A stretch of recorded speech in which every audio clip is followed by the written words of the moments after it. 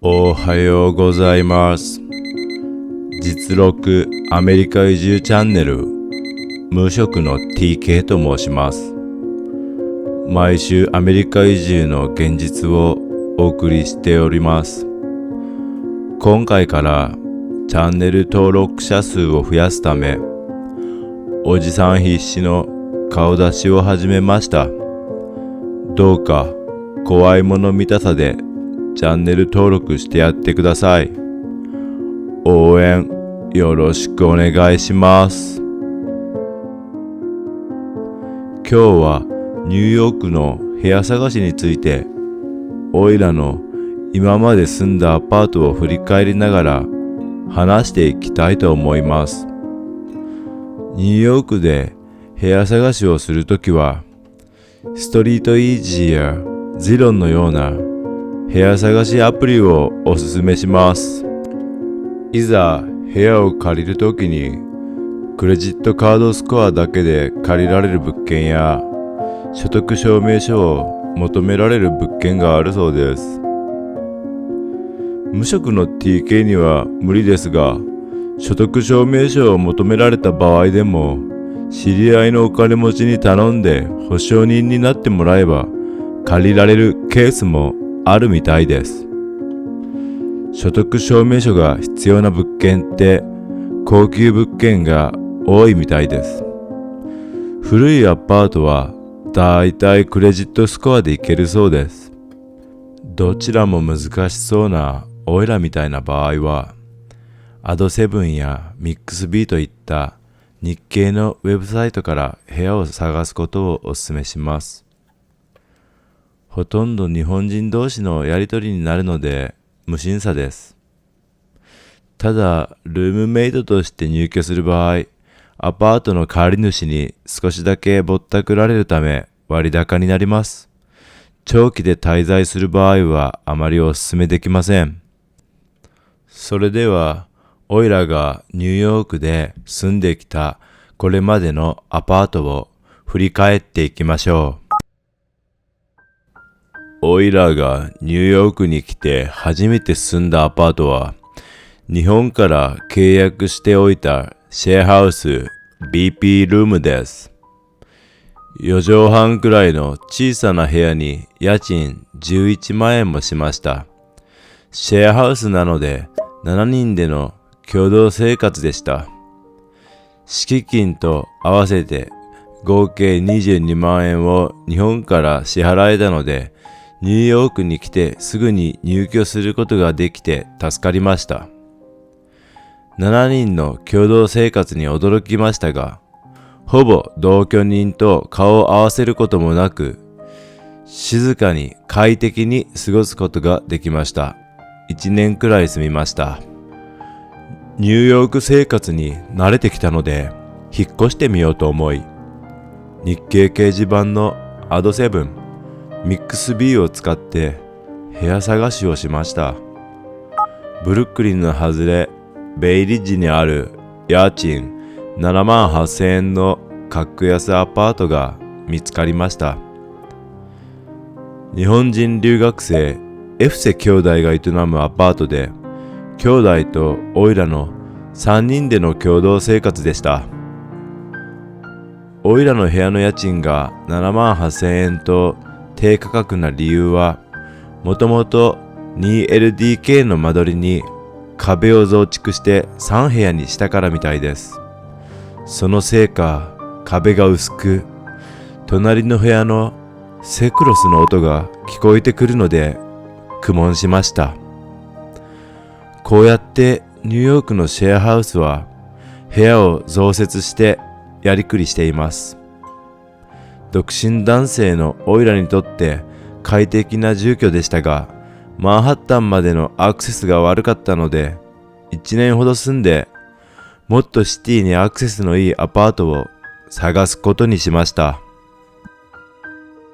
そして、2015年から2020年まで、このブルックリンのクラウンハイツにあるアパートに滞在しました。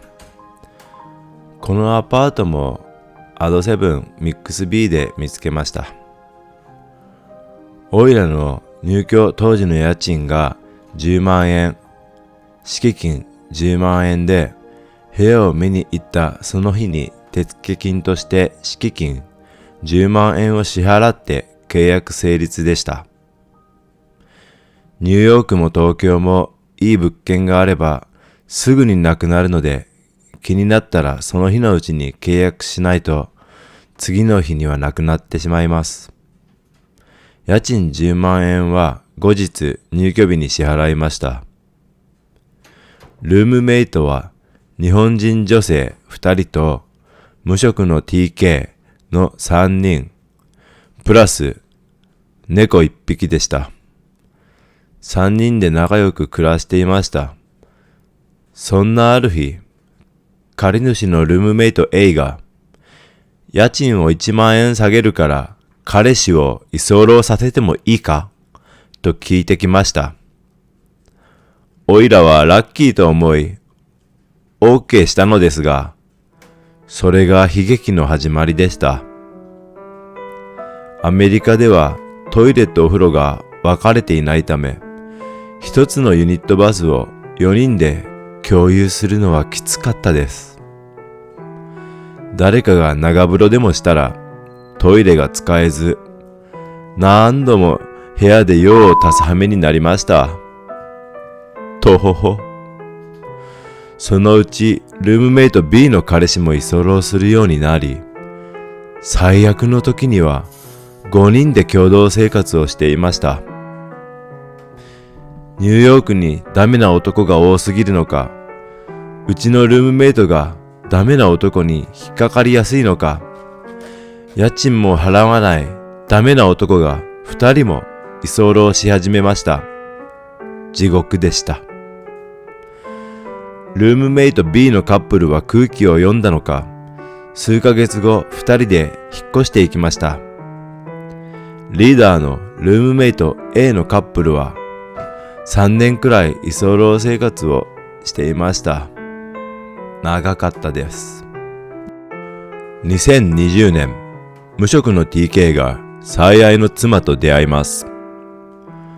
この頃からブルックリンのアパートには帰らず、妻の住むアパートに居候するようになりました。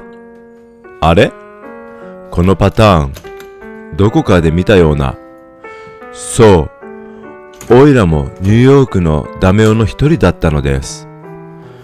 ここから家賃も払わず、妻の家での居候生活が始まります。人のこと言えませんね。